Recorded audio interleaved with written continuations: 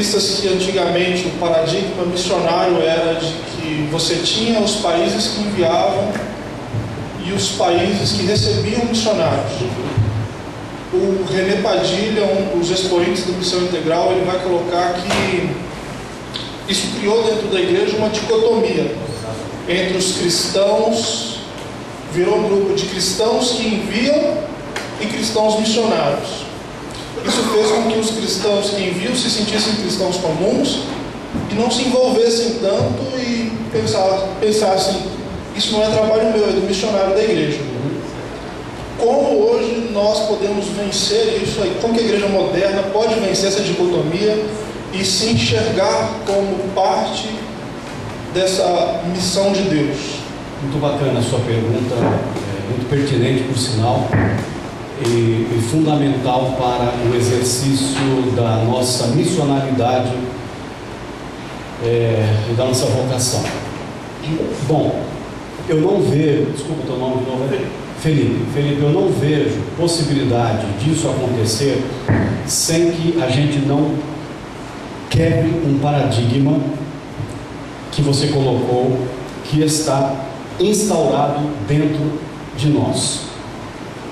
Eu vou explicar isso contando uma experiência que eu tive ao ministrar uma conferência missionária em Fortaleza. Não vou dizer o nome da igreja. Haviam 3.000 pessoas na audiência, no auditório, e eu comecei a minha fala dizendo assim: eu gostaria que os missionários dessa igreja se colocassem em pé, as missionárias, porque eu gostaria de saudá-los e orar por você. De 3.000 levantaram-se 5. Então eu voltei à igreja e disse: talvez eu não tenha me feito claro o suficiente, mas o que eu gostaria nesse momento é de solicitar que aqueles que são missionários e missionárias ficassem em pé para que eu pudesse agradecer a Deus pela sua vida. Levantaram-se mais 3, de 3.000 pessoas.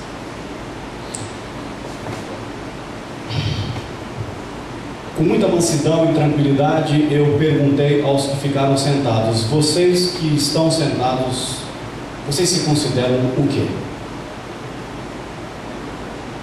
É disso que nós estamos falando. De uma igreja que aprendeu que ser missionário é o pago, o profissional que vai além mar outros povos, outras raças, tribos, outras nações para levar o evangelho. Esse deve continuar, deve permanecer, e nós precisamos incentivar a igreja que ela pense a missão de Deus além do seu umbigo. Isso precisa ser feito, mas isso não anula a necessidade de quebrarmos um paradigma. Qual o paradigma? De a igreja envia, de nós enviamos, para qual, em vez de vivermos esse paradigma que não nos ajuda, só aumenta esta dicotomia que o Padilha falou no artigo dele, que é muito bacana. Cada cristão precisa, a igreja precisa sair do paradigma do enviar para enviado. Você está enviado. Nenhum pastor precisa vir aqui e colocar a mão na sua cabeça e dizer assim: vá pregar o evangelho, vá manifestar o reino de Deus em BH ou fora de BH. Ninguém precisa fazer isso, porque quando o Jesus de Nazaré te encontrou à beira do caminho, ele já fez por você, porque assim como o Pai me enviou, eu vos envio ao mundo. Então, cada um de nós precisa quebrar esse paradigma que está dentro de nós. Qual é o paradigma? Do ser enviado ou enviar alguém, para o paradigma eu já estou enviado. Em outras palavras, se nós não estamos entendendo o que eu estou tentando traduzir, ninguém te envia para a missão, você já está em missão. Quando você entra num banco, você está em missão. Quando você vai no supermercado, você é um missionário. Quando eu entro na faculdade, na universidade, eu estou lá como um agente de Deus, como um missionário. Ninguém precisa me enviar ou te enviar para a universidade. Esse paradigma a gente precisa quebrar intencionalmente na igreja. Então, o que a igreja às vezes vai? Ela se reúne e ela fala assim: como ela separa um grupo pequeno de pessoas num culto especial e diz que estamos enviando para a missão, nós que estamos aqui no cotidiano, no dia a dia, nós não nos sentimos enviados. Então, não tem outro caminho a não ser quebrar esse paradigma. Nas igrejas presbiterianas independentes, algumas que eu entro não vejo mais, mas as mais antigas ainda tem um dizer escrito quando a pessoa vem para a igreja: entramos para adorar. Aí você vem assim, você está entrando, você tem uma plaquinha assim: entramos para adorar. Aí quando você está indo embora, saímos para servir. Eu acho isso muito legal. Em outras palavras, está sinalizando que nós já estamos em missão, a serviço do reino de Deus. Eu já dou meu dízimo, eu já cumpro a minha obrigação legal com Deus e com a igreja. De vez em quando eu dou uma ofertinha, para não dizer que eu estou roubando também, o gafanhoto me pegar na esquina. Então, irmão, isso aí é problema seu. Você que levou esse ministério aí, a irmã Zilda, vocês se viram, o abacaxi é seu, descasca.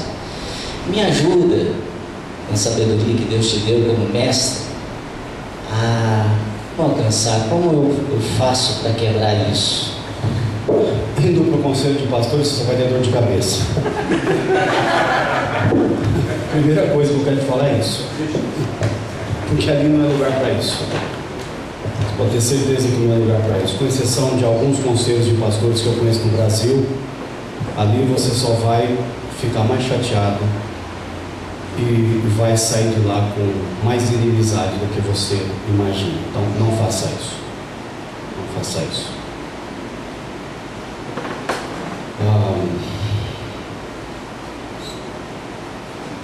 Se você tiver forças ainda, condições, procure levar algumas pessoas a casa. Faz isso aqui. Faz exatamente isso que nós estávamos conversando aqui. Convido algumas pessoas para tomar um café lá. Ainda que o café seja o mais simples possível. Bolachinha, biscoitinho, pão de queijo, um cafezinho, tá bom. Convida algumas pessoas para fazer o que Jesus fez. Vem e vê. Nossa realidade é essa, nossa situação é essa. Comece a agendar algumas pessoas para estar lá com você. E vocês que estão aqui podem ajudá-lo a fazer isso. Então essa é uma primeira coisa que eu acho que seria legal você fazer. Não adianta você ir no conselho de pastores, eles nunca entraram nessa casa. Eles não sabem quem são essas pessoas. Eles não têm noção da necessidade dessas pessoas. Então procure através da sua rede de relacionamento, da sua igreja, dos seus contatos, a levar algumas pessoas lá para tomar um café da manhã. E neste dia, são o que? Crianças, são Éticos, acamados, cadeira de roda. Então. E nesse dia lá, é o preconceito. E nesse dia lá, você coloque eles para bater um papo, interagir com essas pessoas, com essas situações, quem sabe escutar um pouco as suas histórias. Então, de alguma maneira, aproximar as pessoas dessa realidade a partir do seu círculo de relacionamentos. A segunda coisa, vocês têm maturidade suficiente e está sendo gravado para entender o que eu vou dizer, e para dizer o que eu vou dizer eu preciso justificar. Eu ainda não consigo, acho que não vou conseguir até quando eu morrer, ser ecumênico na questão da suficiência de Jesus Cristo. Respeito quem consegue ser, não brigo, mas eu hoje na minha vida não consigo dizer que Jesus Cristo é um tipo de salvação, assim como Buda é, como Confúcio é, como Maomé é, como outros são. Eu ainda continuo crendo que Jesus Cristo é o único mediador entre Deus e a humanidade. Então, na fé, na doutrina, na confessionalidade, eu não consigo ser ecumênico. Abro um diálogo, posso dialogar, diálogo interreligioso, mas eu não vou abrir mão do meu Jesus. Bom, na causa, pensa num cara ecumênico. Na causa, eu não pergunto se o sujeito é budista, se ele é espírita, se ele é ateu. Na causa não, porque a causa para a dignidade humana perpassa qualquer especificidade eclesiástica e religiosa e confessionalidade. Se tem uma pessoa com AIDS morrendo numa situação de indignidade, meu amigo, vai bater porta na casa dos espíritos, você vai ver.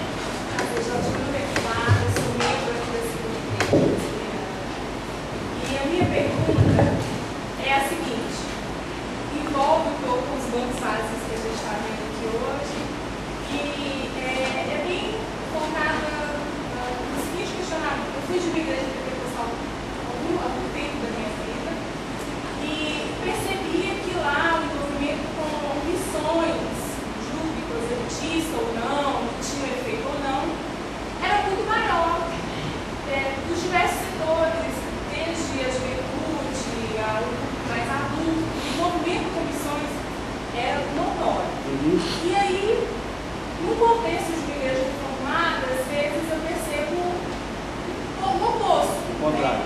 O contrário. Então eu queria entender um pouco esses perfis.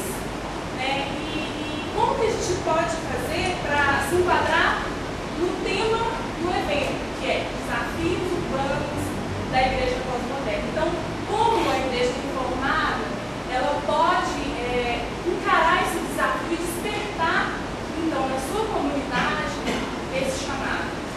E sabe para outras igrejas também estou citando a reformada, porque a igreja faz parte.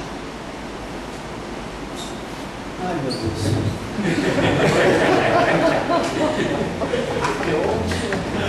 Coisa, alguém quer vir aqui?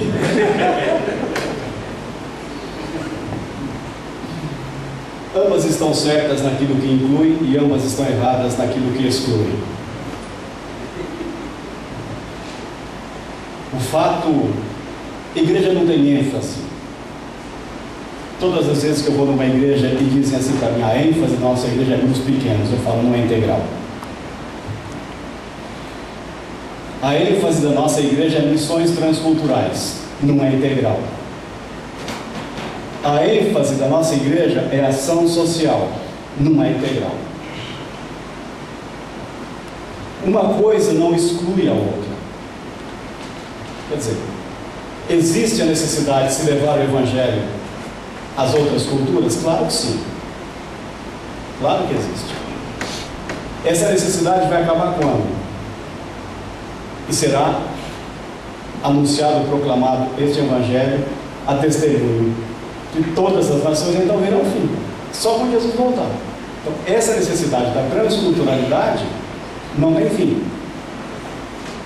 E o do outro lado também é verdadeiro. Quando que acabará as necessidades sociais das pessoas? Nunca. Os pobres sem interesse convosco. Não vai acabar nunca. Não tem como isso acabar.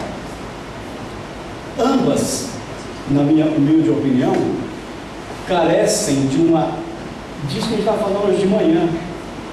Pena que você não pôde participar. Carecem de revisitar os seus paradigmas missiológicos. Se você entende o que eu estou querendo dizer com isso. Ambas carecem de revisitar os seus paradigmas missiológicos. Ambas precisam entender o que significa a missão de Deus no mundo.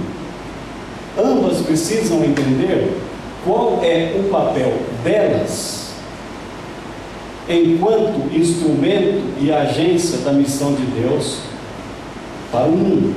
E hoje de manhã, eu, citando alguns autores, enfatizei dizendo o seguinte: não é que a igreja tem uma missão para Deus no mundo. Não. Pelo contrário, é que Deus tem uma igreja para a sua missão no mundo. Então nós precisamos sair desse paradigma de que é a missão da igreja. Não, é a missão de Deus. E se nós não entendermos qual é a missão de Deus, revisitar esse paradigma, uma vai ter ênfase em missões transculturais, outra vai ter ênfase em células, outra vai ter ênfase mais na pegada social, outra vai ter ênfase mais na proclamação e coisa do tipo. Todas elas, todas as comunidades precisam entender o que é a missão de Deus e se colocar como instrumento da missão de Deus. E o texto que eu estudei essa manhã, apenas mencionei, foi o texto que Paulo diz que pela igreja, veja a palavra que ele usou, a multiforme. Igreja não é homogênea, a graça de Deus não é para um determinado grupo específico, o conhecimento que Deus quer que a igreja transmita para o mundo não é uniforme, é a multiforme sabedoria ou conhecimento de Deus, seja manifesto pela igreja. Então, o que você coloca para nós é, para mim, de novo, mais uma simples constatação de que a igreja não sabe qual é a missão dela. E quando eu coloco isso, parece uma redundância com o que eu disse. Não é, que a igreja não sabe qual é a vocação dela diante da missão de Deus. E por não saber, gastam tempo com o seu tempo, com suas estruturas, gastam tempo com energia, e dinheiro, inclusive. Você quer conhecer de fato, verdadeiramente, uma igreja missional? Olha para o orçamento dela, veja com o que ela gasta o seu recurso financeiro, e você de fato vai perceber se ela é ou não uma igreja missional. Simplificando, ela precisa se converter. Ela precisa se converter. A quem? A denominação? Não, de jeito nenhum. Ela precisa se converter à missão de Deus para o mundo. Precisa se converter à missão de Deus. Porque uma igreja que não existe para a missão de Deus, ela existe para quê? Para si própria. E aí, nós vamos criando os nossos próprios altares. Queria ler aqui uma poesia, pode ser? Por favor, reverendo. Estou fazendo se sou cristão. Essa música é maravilhosa. Há muitos pobres sem lar, sem pão, há muitas vidas sem salvação. Alguém não conhece aqui? Estou fazendo se sou cristão, se Cristo deu e o seu perdão. Há muitos, e por aí vai, né? O hino oficial da Igreja Presbiteriana do Brasil. João Dias de Araújo escreveu. Exatamente. E a letra tem, e a música são duas músicas. João Dias de Araújo, irmão do Joás de Araújo. Isso. Ei, meu Deus. Fala, muita Senhor. saudade, hein? Muita saudade.